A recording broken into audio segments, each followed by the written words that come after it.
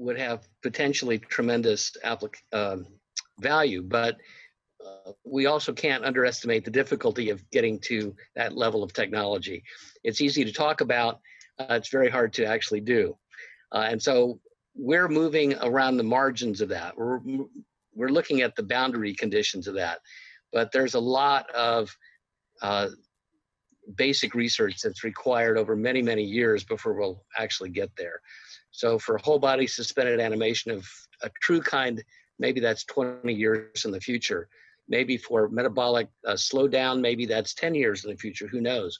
I think a big part of the answer to the question of how long it will take for technologies like that to unfold depends on who's interested in doing it.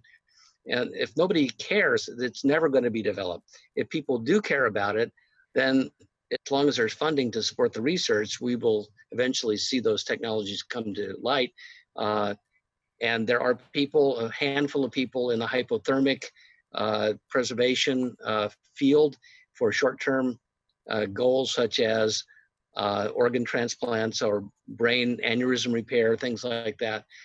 But it's not a very large field.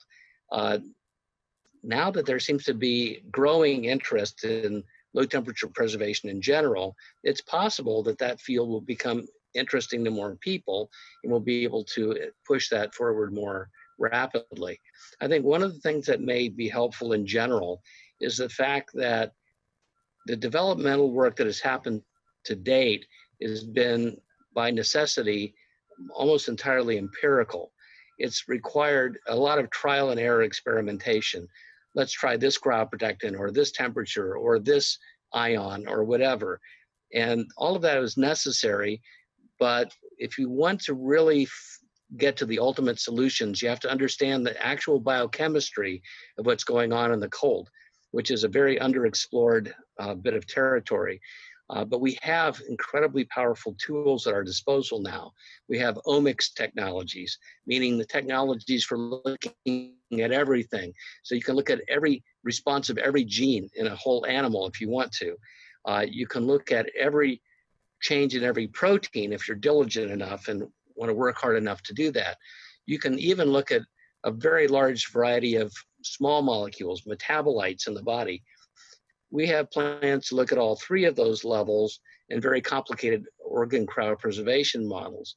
But there's a lot of work required to make sense of all of that data once you acquire it.